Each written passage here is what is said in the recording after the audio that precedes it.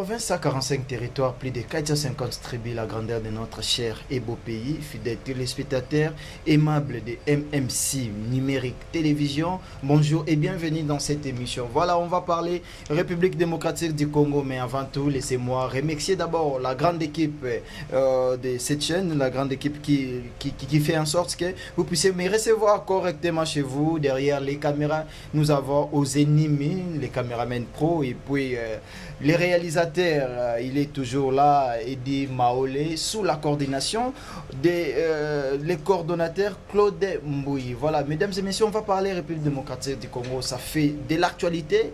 Le président de la République, Félix Antoine Tshisekedi Tshilombo, il vient de faire son discours sur l'état de la nation. Qu'est-ce qui va, qu'est-ce qui ne va pas? Est-ce que son discours a été taillé sur mesure aux besoins de la population de la République démocratique du Congo? Sur ces sujets que nous allons essayer de débattre ici sur ce plateau. Je ne suis pas seul, je suis accompagné de mon invité. Il s'agit de monsieur David Mwamba, qui est analyste politique. Bonjour et bienvenue dans cette émission. Bonjour mon frère Joël. Voilà, comment se comporte la République démocratique du Congo? En tout cas, je vous dis d'abord merci pour l'invitation que vous m'avez lancée. Je vous en prie. J'ai dû merci à ceux qui font que nous soyons suivis à travers les écrans. Malheureusement, peut-être que ce n'est pas encore sur toutes les plateformes, mais je suis sûr qu'avec l'aide de Dieu, ils seront suivis partout. Mais ça va quand même. Dieu fait grâce. Ce matin, on s'est bien réveillé et la République démocratique du Congo va bien. Très bien, la République démocratique du Congo va bien. Le président de la République, son excellence Félix Antoine Tshisekedi Tshilombo, vient de faire son discours sur l'état de la nation. Qu'est-ce que vous avez retenu sur son discours de plus de 2 heures du temps? Eh bien, mon frère Joël, ce discours, bien qu'il suscite aujourd'hui beaucoup de réactions de la part des politiciens, dans ce discours, moi j'ai retenu plusieurs points. Lui-même, il a brossé presque toute la situation de notre pays. Il a parlé du sécuritaire, il a parlé du social, il a presque tout évoqué dans son discours. Alors, au fur et à mesure qu'on va évoluer, on pourra détailler point par point ce qu'il a pu dire aux Congolais à travers ces congrès du 11 décembre. Très bien, à travers de ces congrès du 11 décembre, vous avez retenu beaucoup, vous avez encaissé beaucoup de choses qu'a dit le président de la République, Félix Tshisekedi. Mais j'aimerais que vous-même, vous sortez d'abord un point essentiel, efficace, que vous avez retenu, que vous avez aimé personnellement sur ce discours. Pour le moment, moi, ce qui me préoccupe, c'est d'abord la paix à l'est de mon pays. Ok. À l'entendre parler, je l'ai entendu, je l'ai suivi religieusement. Il y a quelques fois où il est en train de féliciter son homologue angolais, Joao Lorenzo. D'habitude, il appelle Lorenzo, Joao Lorenzo. Mais ce jour-là, j'étais surpris qu'il puisse utiliser tout son nom et même certains sobriquets qu'on utilise en Angola. Okay. Derrière ce message, il y avait quelque chose qui s'est caché. Et aujourd'hui, nous apprenons qu'il y a certains fauteurs de troubles qui ont été arrêtés en Zambie. N'oubliez pas, mon frère Joël, qu'à l'est du Congo, la bataille est devenue très rude ces derniers temps. Ça fait 11 jours de suite que nos vaillants léopards, qu'on appelle les FARDC, en complicité avec nos braves Wazalendo, sont au four et au moulin pour repousser l'ennemi dans ces derniers retranchements. Très bien, pour repousser les ennemis. Je rappelle aux téléspectateurs que c'est l'émission Masolona Peuple Toroko Tapé Nadingala pour vous expliquer clairement la situation de la République démocratique du Congo. Surtout que nous parlons du discours de l'état de la nation du chef de l'État Félix Antoine Tshisekedi Tshilombo. Dossier aux préoccupés au Mingi Ezali sécurité. Ni nous encouragé Félix Tshisekedi dans le discours à l'obéli dossier sécuritaire. Disons, quand on parle de sécurité, des fois, les gens ont comme si ça va se créer. Nassé, Makambo, Yalovaki, il se cache beaucoup de choses. Ce que vous avez l'expression faciale, sur le plan sécuritaire, Azo Pesa nettement et Sengomo Benaïloni. Les autres témoignages, c'est déjà quelqu'un qui a de l'espoir dans Azoloba. Ok. Parce que Yemo Kazan va se créer. il est mieux informé que nous. Bissopé, en tant que banaliste, parfois, tu as la peine assez pour qu'est-ce qui se passe, pourquoi le monsieur, pourquoi le chef de l'État a présenté une attitude douana. Alors, on a compris que non, il y avait quelque chose qui s'est dramé, non seulement na est soda bazo bunda, ils sont en train de faire des exploits, ou peut-être ton sous oiseau le belaté. Parce que quand il y avait une conquête, il M23, na bato FC, tout le monde décriait pourquoi soda bazo bundate, pourquoi. On s'est posé beaucoup de questions. Et maintenant que ces gens-là sont en reconquête, nazo kata mutumoko azo belangote. Chef de l'État. Mais oui, que le territoire na biso babunaga n'est toujours occupé. Hein? Félix Tshisekedi a sali discours lobeli maramba il y a peu, mais pour nous récupérer le territoire na biso ça pose toujours problème, Ndeko David. Nous, en tant qu'analystes, nous sommes mieux informés peut-être parfois que la population, les citoyens lambda. Nous suivons à la lettre ce qui se passe à l'est du pays. Quand je dirais peut-être hier, il y a une probabilité que non, hier, il y a lobby. C'est-à-dire les jours passés, tu vas aller coller là. Bateau na basala que l'autre côté, mbongo bimake belé mindu ke kendaka. Mais toi, moi la résultat. Mais actuellement, je peux maintenant vous affirmer que non, Nazana est mon amour parce que j'ai appris de bonnes nouvelles. Est-ce que est parti Estango état de siège Banda Batiango parce qu'on parle des discours du chef de l'État, il a touché aussi les brèches sécuritaires. Parti Estango état de siège, ça n'évolue toujours pas. Bisoto Kanisa qui se bâti état de siège directement qui mise au quota, mais toujours il y a des tueries, il y a des territoires qui sont occupés par Nanga et ces bandits. Oui, c'est tout à fait normal. Nakacha Bitumba. Parce que dans un premier temps, l'armée ne se retrouvait pas. Pas que Bazaki Makasite, mais il y avait beaucoup de traites dans notre armée. Aujourd'hui, peut-être 50 personnes au Tindi na front. Bakomi kuna 30 bakati bakenangamba munguna. Vous vous retrouvez avec 20 personnes. Et pour faire face à Batouana, parce que ce sont des gens, bahebi technique, bahebi mode opératoire, c'était maintenant difficile pour beaucoup de Gaskolong à Batouana. Ndeko David, tous un dossier à agriculture parce que le chef de l'État a martelé Siriango, Yebinzala, tous en Angona, Mboka Congo, Fufuiza Yakomata, Pio di Mona Nagaliso Soute, commissaire pour un Pio di Fo, ministre Bakende Namibie, il y a des négociations de part et d'autre. Président Lobeli Touro a commisé mon solo mingi pour l'agriculture. Est-ce que vous savez que le président Nantiela, la Kisabiso, a joué Fongola ya kufongola nzala ya mboka ya peuple congolais parce que à l'accès biso inauguration ça la kana ntele pona makabo ba poisson ti lelo côté to liata pio di mon côté utantsele.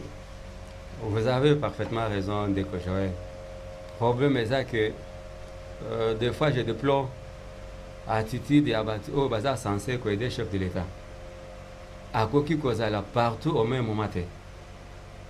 Il y a la situation de notre pays. Mais il y a des chefs de l'État, foyer, bagnon, c'est ça les cas. Bien sûr. Mais ce n'est pas pour rien tout ça, le ministre n'a pas conseillé. Ces gens-là sont payés aux frais des contribuables. Mais Ndeko David, apparemment, Bino Bozala, Bino na union sacrée, oui, vous êtes de l'union sacrée, bien sûr. Bino na union sacrée, Bozala. Ceux qui m'a cambriqué bien, beaucoup moyemba Fatibé, tous ceux qui ont simbaté, comme non, nous avons des ministres. Tout ce qui est la Félix, parce que Yende, Moutaza, président de la République, Yende, à l'obéli, dossier agriculture, autofongoli déjà page nango. Oui, ce que tu as dit très bien sur les dossiers agriculture, va avancer, Zali. Bien que avancer Zawapi Ndeko David. Non, avancer. Moi qui ça peut plaire là je parle par exemple tous exemples Ndeko Nabiso le général Kabouik au azo chapeauté service national. Si vous descendez aujourd'hui, nous allons faire une descente prochainement na Kanyama. Vous verrez ce que ce monsieur a Masango na to ebite so kende est tonini ngana yo tozana Kinshasa Masango ezaka yo mata soki réellement général Kasongo Kabouik kazo sala musala malamu mais awa na Kinshasa toneto zo ekolo ya Masango na sengsa Masango ngo toyoka kakanya maka est-ce que on les voit pas tozali tellement belé comme production au bazo sala pour le moment c'est encore insuffisante dans le sens que il faut maintenant faire la duplication. Il y a un projet où il y a Kanyamaka, c'est dans la province. La RDC, c'est plus de 90 millions d'hectares arabes, mais toujours pour Fanza. Moi aussi, je me pose cette question. Prenons la ville de Kinshasa. On avait la province, ou bien l'ex-province qui était comme Crénier. Mais l'élo, c'est tout le monde qui s'est déporté vers Kinshasa. On avait la grande province Oyo-Tobengi, le Grand Kasaï. C'est presque tout le monde a tendance à vers Kinshasa ou bien vers le Grand Katanga. Mais tous ces gens... C'est parce que kuna ba route ezate, misale ezate, on bazo ya Kinshasa, ndeko David. Faute na biso ba Congolais zanene. Congolais aza mutu akosala projet te. Congolais aza mutu oyo alingi komona mbongo kaka na miso. C'est-à-dire ndenge balobaka na kini lamba lelo boka lelo. Projet Nini Félix Yatsiaki déployé depuis commis président de la République. Sali projet à réaliser bana ba Congolais peut trouver projet wana parce qu'à sali 5 ans c'est quoi déjà toujours qui est dans le deuxième mandat na 6e année na. On a évoqué ici le dossier à Grand Kasaï. En descendant sur place, on est allé trouver le projet Nkwadi. Est-ce que le projet on te souka wapi? Si le lot est allé. 5 ans na nyonso ya Félix Tshisekedi a réalisé ta projet moko. Non, et banda qui n'a mis mandat na ye, ba résultat c'est monana. Ndeko David to ça non wapi na projet Tiligine. Parce que parfois ils a peut-être bino analyste politique ne bolekaka na baitando ike po la ki sa population que Félix Tshisekedi yenda zali yesu ya Congo yenda zo sala mieux koleka batutu alors que sur le plan sur la réalité sur terrain eloko ezate projet Tiligine le kenda ono ekobimisa masangu banzela babiloko ebele ekenda wapi projet Tiligine. Le projet Tiligine en soi est lancé à un moment donné stoppé, mais pour le moment ça a été relancé. Je peux vous 5 donner... ans déjà, l'équipe c'est déjà 5 ans, 6e année. C'est ça la réalité en Bokanabiso. Si tout le monde avait réalité ces soucis-là... gestion. Non. Si tout le monde avait ces soucis-là... Réalité de gestion. Nazo comprendre ces soucis-là.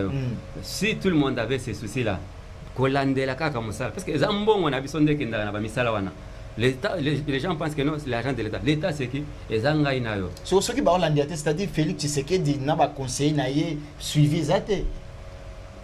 On va jeter chacun a sa part de responsabilité à Makamwana. On ne peut pas condamner tout le monde, tout comme on ne peut pas donner. Ça n'a responsabilité. On n'a pas responsabilité. Félix Tshisekedi d'abord, n'a ni sous. Les gens n'ont pas mené ça qui chargé à l'agriculture. Au Vatican, quand on a un dossier à quoi dit. Et c'est là même qui était censé financer le projet. On est arrivé sur place, on s'est rendu compte que non, par rapport au Bango Bapesaki, en réalité sur le terrain, c'était le contraire. Bapesaki, hectare et belle, vanté que non, t'as là, tout ça.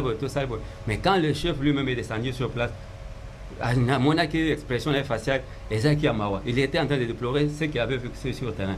Donc, ça veut dire que non, quelque part, l'homme de Tshisekedi, à la fois, il a la volonté, mais biso bateau Ndeko David volontairement Félix Tshisekedi 5 ans déjà il a la volonté topé sa chance à créer union sacrée, il a la volonté volontairement tozo kufanza langano to yebito ya dollar est commis déjà na 29 volonté nini yango topé sa kaka chance. Ndeko Joël ba réalité ya monde ezali belé. Quelle réalité au peuple azomona mususu bino pe bozomona mususu bino ba politique juste na élection ya Donald Trump aux États-Unis.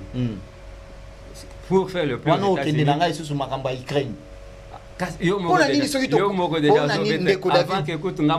David pour la nini soki to bito fongola penda boîte à Pandore ya pauvreté to mbilingo ezana kati ya mboka na biso bopesa kaka ba exemple ya occidentaux mais si to lobito ya na révision de la constitution bokoloba oh non la constitution n'est pas conforme à nos réalités.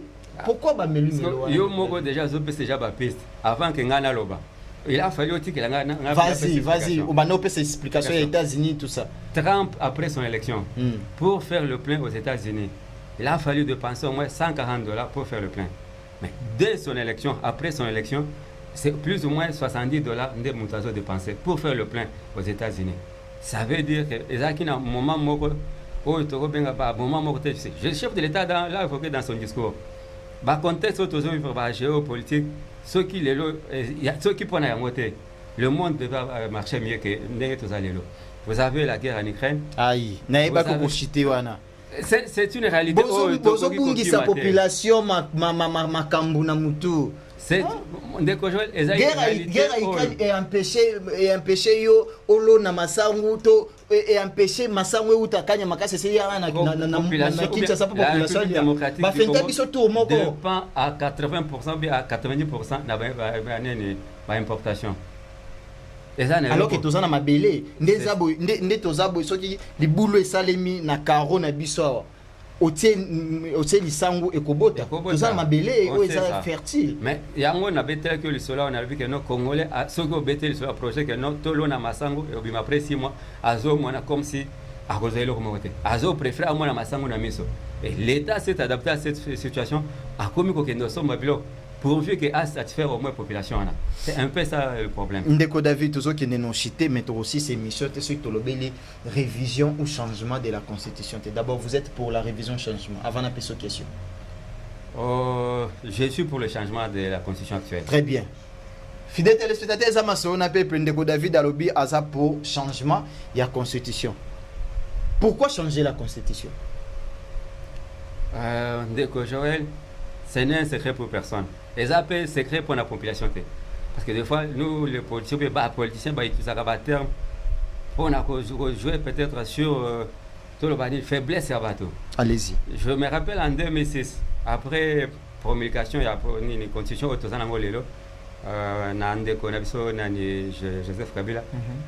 On avait un certain monsieur, un docteur, dans Makambo Itali Mibeko, fait docteur Etienne Seke Djamulumba.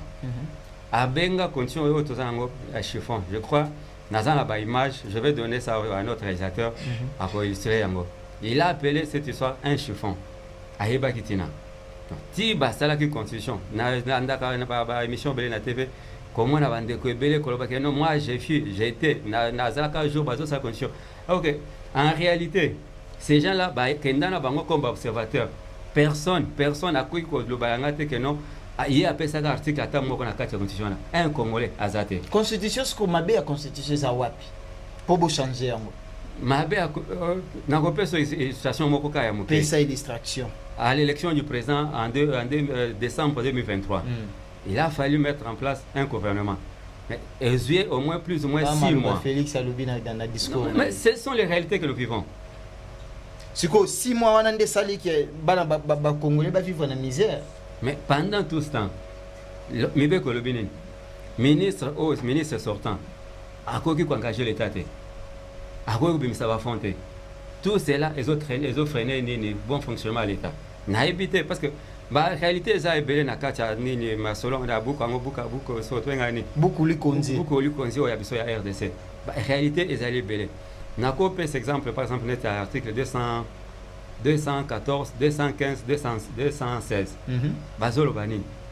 RDC, ceux qui ont signé l'accord, na bamboka mususu. L'accord wana ezali likola mibeko na biso.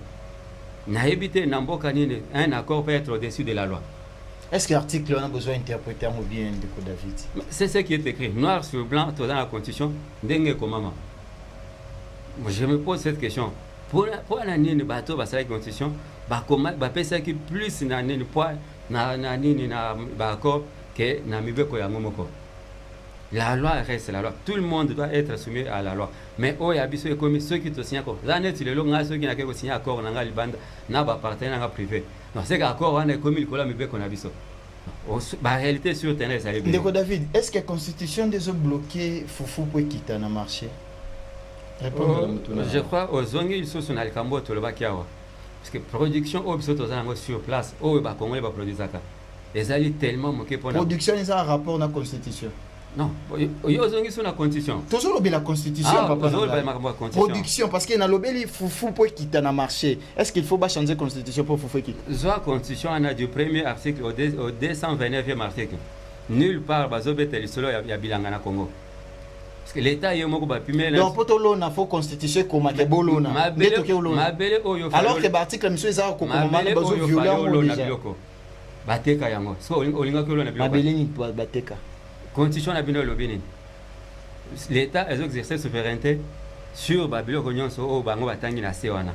Quand on parle de quelqu'un qui exerce une souveraineté sur quelque chose, engi kolobani. Eza lokola ngana za locataire na lopango na ndako na yo. nazo exercer souveraineté nanda kunanga siko kala on a n'époque Kabila to bande kolia vie zaki déjà ezaki passable constitution bando bloqué que tant na bien ko bimisela biso ke bambele bateka moyen to lia bien zate faut pas changer constitution pour to lia bien pour embouteillage si la faut constitution pour bana bakende batanga bien constitution pour maya pompe bimana ba robinet constitution c'est ça ce que vous venez de nous raconter ya kile chelu voler nango agriculture. Il y a des gens au Babenda qui misolo. C'est une réalité, c'est une évidence. Tozongi il sous le long à balabal. Embouteillage est d'une année, c'est parce que balabal malonga est athée. Et belé koufa. Constitution des eaux bloquées pour ça la balabal. J'avance ndeko joël. Alors que détourner mais ça la matin yango nazoloba. Yebisanga article nini na kati ya constitution oyo zo pesa ningisa bakanga moto ya ebimbongo na kati ya constitution. Quand on a il faut la constitution. Mais au Kangi Moto. Pas seulement des réalistes. L'IGF a dénoncé combien de personnes? L'IGF. Est-ce que la constitution des autres constat Moutamba Mbotenaye, Zoussa Moussa, Malama, est-ce que la constitution de Tindia Sa Moussa là? Tolandi na yo ba procès bato ba kanga qui pona détournement ya bambongo. Mais ceux qui baquent na tribunal, les mêmes avocats au bazali censé défendre la République. Basel ou Misabartik et outika kana kati ya constitution balobi non oyo aza ancien premier ministre moyen ba toucher ezate oyo aza député moyen ba simba ezate. Vous avez un problème na matata poni? Non non, j'ai évoqué ozoba Kaliban ozoba ki la matata poni. Na lobité kaza moyibi. Union sake vous avez un problème na matata poni. Na lobité kaza moyibi. Ouais, dokenda Kindu. Ah papa nga Kindu c'est le jour et la nuit. Ok, n'est pas matata poni okuna. C'est le jour et la nuit. Oyebi ba université za kuna. Ba resto. Zo parti nyonso est banda kisangane tina sud Kivu. C'est okenda Kindu. Okuta nzela tamokote. Okenda Kindu te. Mais je te dis la réalité. Okenda Kindu te. Vérité. Mais naza en communication, j'ai des sources tina Kindu. Toko bengi mutu na Kindu c'est kuna tanzela moko ezala. Université Mapon. Ah, mais eza eloko moko privé.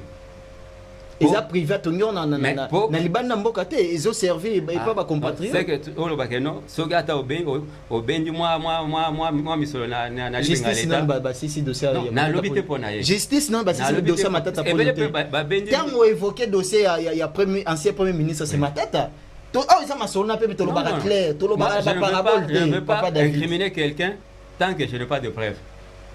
La justice les opère sa présomption d'innocence. Je ne peux pas passer à la télé n'a incriminer moto tant que je n'ai pas de preuves. Tant que justice yango moko n'a condamné. C'est vraiment aberrant na ça eloko bongo. Je dois rester au moins courtois na malobananga. Je dis je fais seulement allusion à un ex-premier ministre. Bah après ex-premier ministre ça est belé. Toyebi papa na biso wa nani Bruno Chibala. Toyebi nani Badibanga. On a eu le vieux Pépé Ilunga et Ilunga. Mais tous ces gens, ceux qui l'autre lobito la gestion na bango. Baza catholique te baza orthodoxe te. Okuta keno na kati kuna mbilinga ezali. Mais nani akotiango maboko. Douanios faux constitution ba simba constitution. Mais na kati ya constitution nani apesi nikisa okanga batwana. Nulle part. Baza bien protégé. Donc bien boza mposa bokanga batu. Botsa ba article kanga batu to ndenge nini. Non. Pour ça plus clarté na constitution. Ba article ndeko Joël eza po kanga batu te. Mais ezali po est protégé d'abord bien à l'état.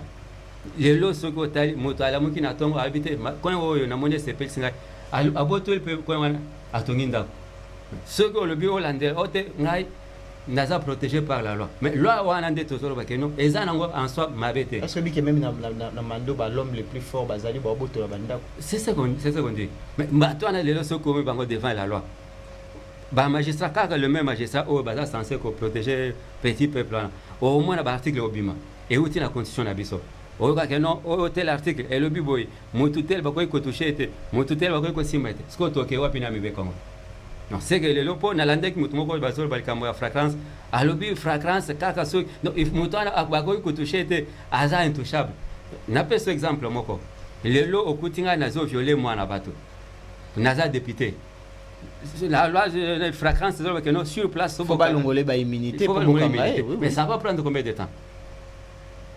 Pour victime à la réparation, ça va prendre combien de temps? Et quoi que peut permettre mon temps à Kima? C'est moi qui peux pas quand ils non, papa, si ça m'a cambozo ça, toya, tout le monde immunité, si mandé toya kangayo. Aux hommes, ça ne permet pas à la justice de fonctionner. C'est un peu ça, la situation tout dans le aussi sur le bas. Ma quand répondre à ceux qui osent à Mutuna, ma réponse c'est pas nangai. T'as la caméra, peuple au bazali, bazo souffrir.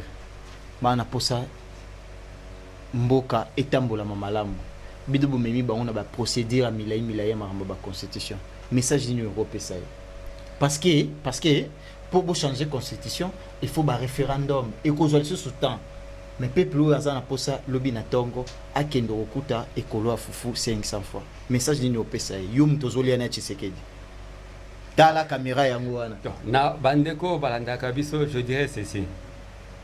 Il n'y a personne qui a pu dire que nos vies sont malades. C'est la réalité, tous vivent dans le cannabis. Mais seulement, nous devons faire un effort. Tout le monde a vu que non, tous les gens. Écoute, on a pris ce exemple. Je vais vous dire que je vais vous dire les lots ont tout sur place, na minute on a zombon. Ce n'est pas pour rien. Et les bateaux qui mettent la bâche, oh, tous les bâches d'argent, bâche à Paris sportif.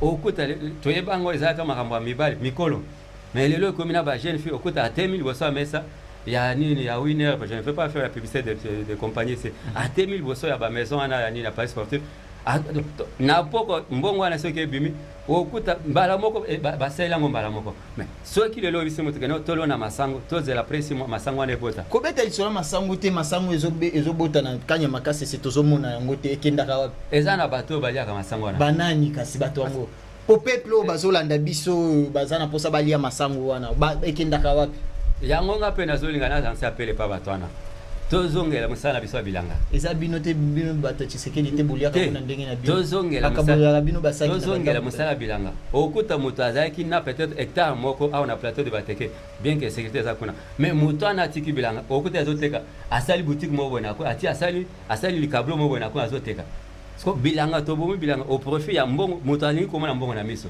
c'est ça un peu pour la population et monsieur c'est une de David.